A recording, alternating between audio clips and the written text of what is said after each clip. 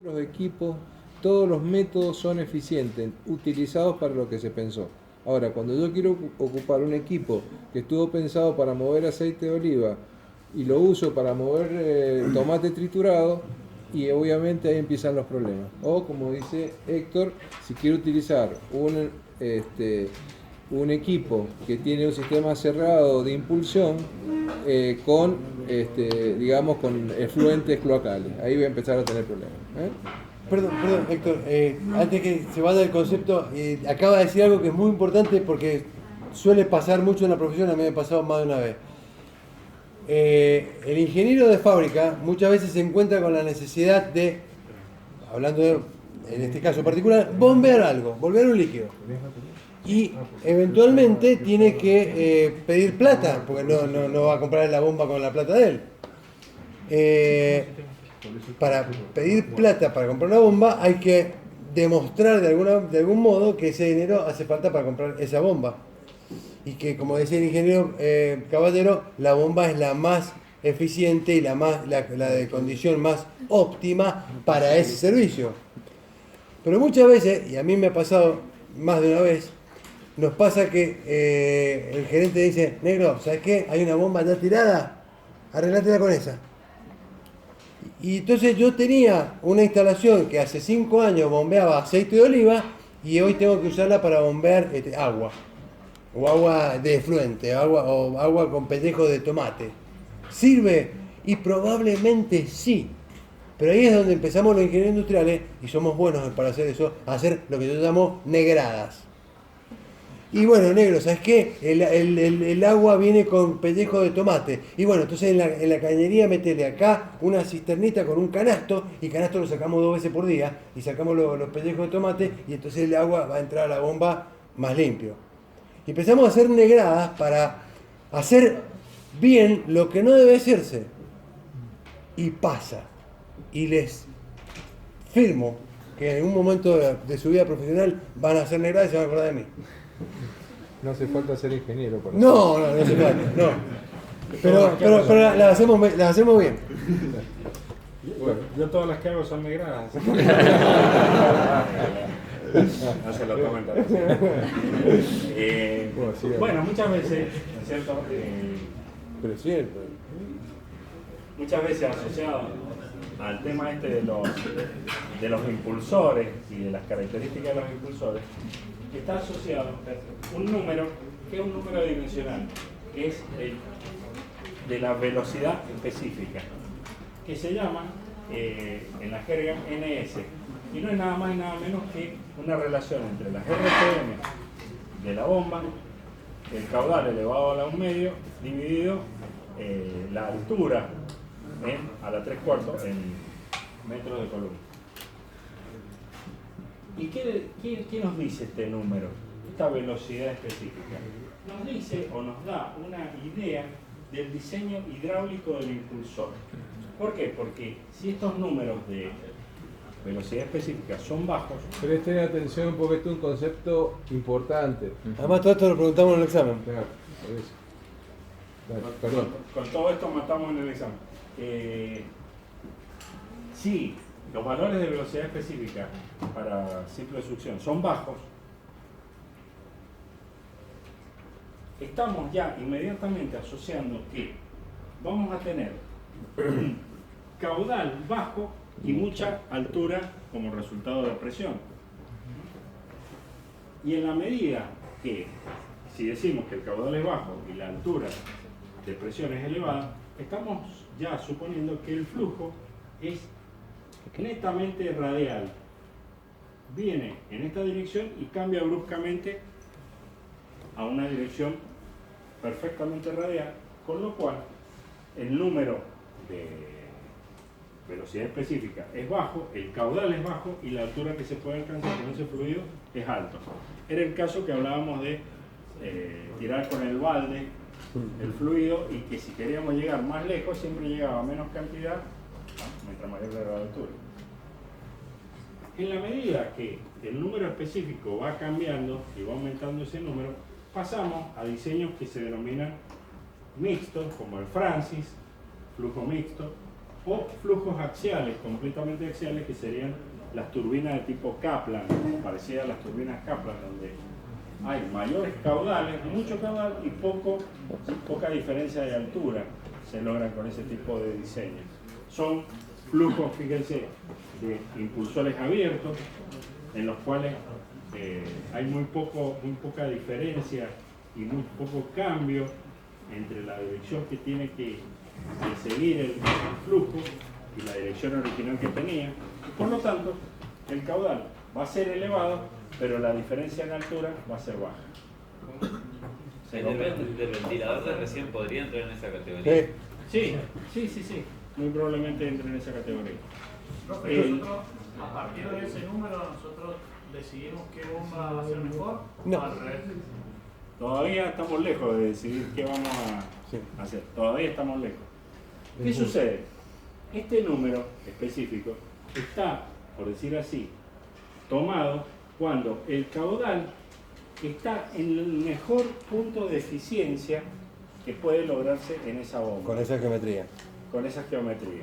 Entonces, ¿qué podemos hacer con ese número? Primero, ya, por decir así, sospechar de alguna manera qué tipo de impulsor tiene la bomba. Si viene el fabricante y me dice, mira, yo fabrico bombas que tienen número específico, velocidad específica del orden de 600 hasta 1000. Bueno, son bombas que son radiales, bastante eficientes, muy caudal bajo, pero altura importante. Puede ser que sea lo que yo necesito, o puede ser que no. Pero nosotros tenemos que verlo en función de nuestras necesidades. O sea que cuando usted de alguna manera selecciona, como dice usted, o quiere seleccionar una bomba, va a tomar en cuenta, entre otros factores, este número específico para saber si de alguna manera se acerca a sus necesidades de caudal y altura cuando haga la selección. Si sus necesidades de caudal y altura le dan un número 6000, por decir, esa propuesta del fabricante que le dice, mire, yo fabrico bombas de velocidad específica 900, 800, 1000, le va a decir, no, mira, no me sirven ya de por sí porque yo necesito números específicos elevados. Perdóname, quiero hacer una acotación. Creo que no lo hemos mencionado, pero es muy frecuente y de nuevo, dependiendo de qué estoy bombeando, cómo estoy bombeando, para qué lo estoy bombeando, es el tipo de bomba. Pero existen muchas bombas centrífugas que son multietapas. ¿Qué significa eso? Que la admisión del impulsor recibe un caudal, una cantidad de líquido. Ese líquido con ese impulsor es elevado en su presión, le estoy comunicando una energía, le estoy elevando la presión, pero no puedo elevársela infinitamente. Pero tengo una restricción de caudal, entonces no voy a tener que mandar ese líquido de ese impulsor a una segunda etapa de impulsión, que probablemente tenga otra geometría y que le aumente la energía. Es como tener dos bombas en serie. ¿Se entiende? Una bomba toma, por decirlo así, a presión atmosférica, la otra toma a 10 metros de columna, la otra me toma a 20 metros de columna y la última etapa toma, no sé, a 40 metros de columna de agua. ¿Se entiende?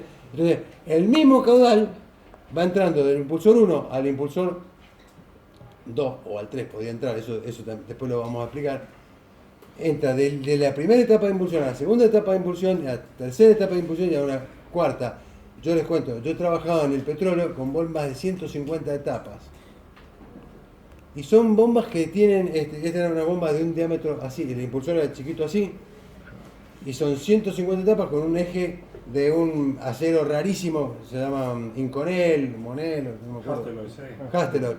Son aceros rarísimos de una resistencia extraordinaria y de un tipo de, ¿cómo se dice?, de resistencia a la corrosión y a la abrasión. Repito, el petróleo es la última porquería que hay para bombear. Y es una bomba que va a 3.000 o 4.000 metros de profundidad. O sea que hay un cable que les lleva energía eléctrica hasta allá abajo, a un motor que tendrá una forma especial. Y piensen que en esas condiciones, en una bomba, no puedo hacerla del diámetro que se me dé la gana. porque ¿cómo se dice? El pozo tiene un diámetro. Estoy limitado por el casing, en definitiva, por el tubing. Bueno, entonces empezamos con las etapas. Y cuando empezamos con las etapas, empezamos con cuestiones mecánicas que hacen más compleja el diseño de una bomba. No puedo tener problemas poner bombas muy alejadas en el número. ¿Qué significa bombas muy alejadas del O sea, número? una bomba de poco caudal y después tener una bomba de mucho caudal, no me puede traer problemas. No, porque el caudal, vos no podés crear volumen. El caudal tiene que ser constante, tanto líquido entra por una punta como sale por la otra, a la presión que vos quieras. Pero no puede entrar más de lo que sale, ni puede salir más de lo que entra. La densidad de masa, lo que entra igual a lo que sale. No hay forma. ¿No hay forma? A no ser que tengas un pulmón, a no ser que tengas. No, algo. pero igual el pulmón lo tuviste Tenés un que acumulador. tenerlo algún día. Bueno, por eso, si tenés un acumulador, podés sostener tenés un proceso en un momento. Sí, en un instante, claro. Estoy pensando.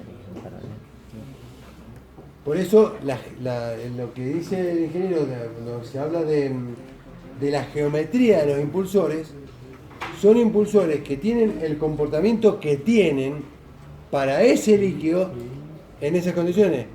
Pero los fabricantes de bombas son tipos muy cómodos.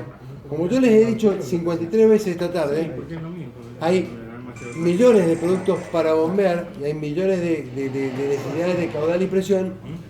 Los fabricantes de bombas dijeron, ¿sabes qué, flaco? Yo fabrico bombas para agua. Densidad 1, viscosidad 25 centipodas, a 20 grados de temperatura y el caudal y la altura la que vos quieras. Pero yo te voy a definir una bomba, mis bombas van a ser todas definidas para agua. Sigamos. Ahí tenemos los impulsores y las formas, diríamos así, que cambia de dirección, lo que les hablaba recién.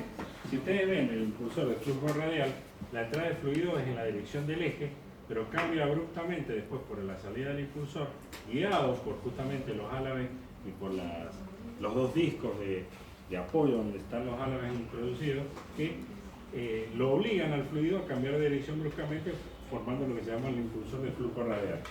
Para el caso del flujo mixto, tenemos una variación, pero menor, diríamos así, del flujo radial, que permitiría mayores caudales y menores alturas en correspondencia con el número específico de ese tipo de diseño.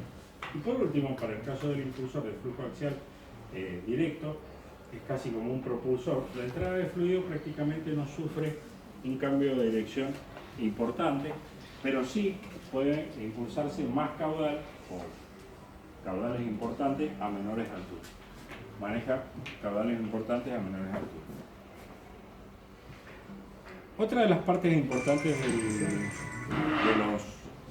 de las bombas son los anillos de desgaste. Los anillos de desgaste, de alguna manera, son elementos mecánicos diseñados para proteger a las partes móviles de las partes fijas y evitar su desgaste.